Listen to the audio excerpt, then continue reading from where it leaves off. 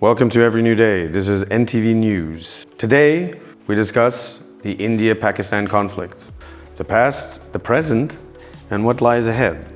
This year of 2025, tensions between India and Pakistan have once again flared, igniting fears of another armed conflict in South Asia. What triggered this latest escalation?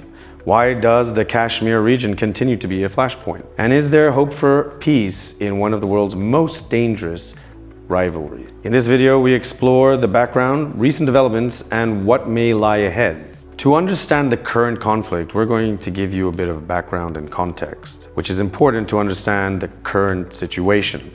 Most people, especially in the West, are kind of confused and befuddled about why this is happening right now. The roots of the India-Pakistan conflict stretch back to 1947, when British India was divided.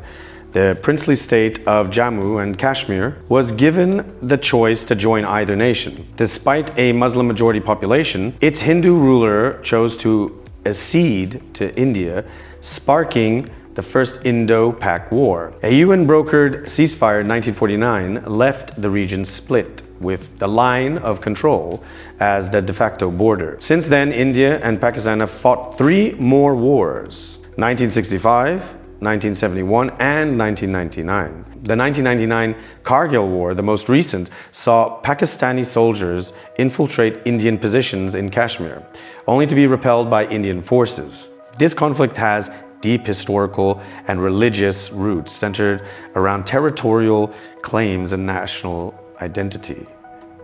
What conflict doesn't have that? As we have seen, this is an ongoing situation not only with the Ukrainian-Russian conflict, but also with the Israeli-Palestinian conflict. The Kashmir dispute remains unresolved, fueling decades of mistrust and military tension. Now for recent developments. As of this year, in April, tragedy struck when gunmen opened fire on Indian tourists in Pahalgam, Jammu and Kashmir. 26 civilians were killed. India blamed the attack on Pakistan-backed militants, prompting widespread outrage. In response, India launched Operation Sindoor on May 7th, a major missile strike on what it claimed were terrorist camps 100 kilometers inside Pakistani territory.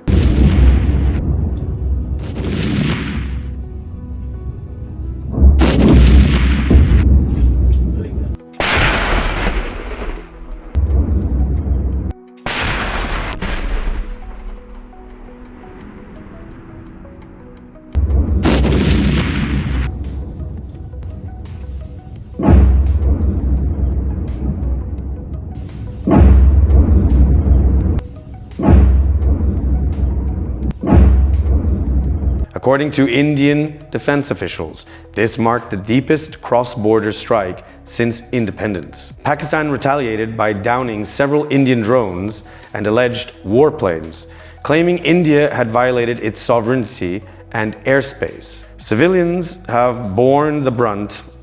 At least 27 civilians have died on the Indian side and 16 on the Pakistani side, with thousands displaced due to the skirmishes. Key point here, the Pahalgam attack and the Operation Sindoor represent right now a dangerous escalation.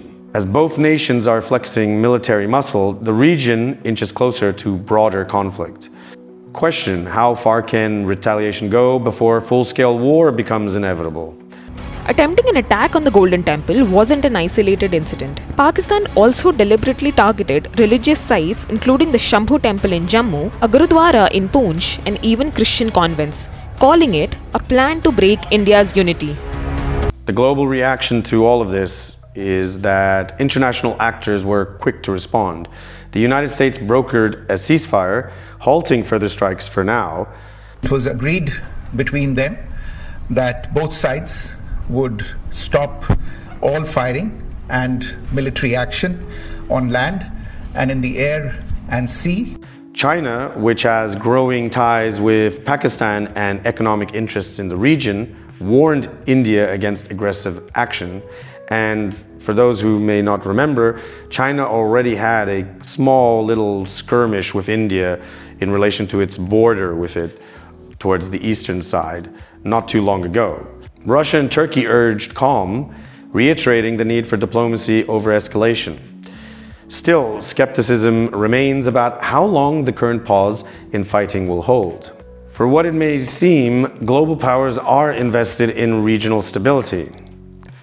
But the takeaway from that is while outside pressure has cooled tensions, it hasn't resolved underlying deep-set issues. Can global diplomacy override entrenched hostility? Again, time will tell with this. If we look at any other examples, it doesn't seem like it's been working. Until these deep-set issues, these cultural and national historical elements can be resolved. And until those are actually confronted, perhaps diplomacy is simply just a small break before the breaking point is reached. The public sentiment on this crisis, well, in Kashmir, the human cost is mounting, and fear hangs over towns and villages, and many families are mourning losses or fleeing their homes. Civilians on both sides express the same desire, peace, and that comes as no surprise, seeing as civilians are always the first to feel the brunt of any conflict or war, and the first casualties, of course. But caught between military operations and political agendas, they continue to suffer. This conflict is not just geopolitical, it's a deeply human one. The voices of those affected are often lost in the noise of the war rhetoric. What lies ahead? In the short term, more skirmishes are likely. In the long term, unless core issues like Kashmir's status and cross-border militancy are addressed, the cycle of violence may repeat. Experts warn that nuclear-armed neighbors engaging in frequent clashes is a volatile mix. However, there's still hope. Track to diplomacy, back-channel talks, and international mediation could pave a path forward. If those global powers truly do want to address this situation and really bring it to some finality.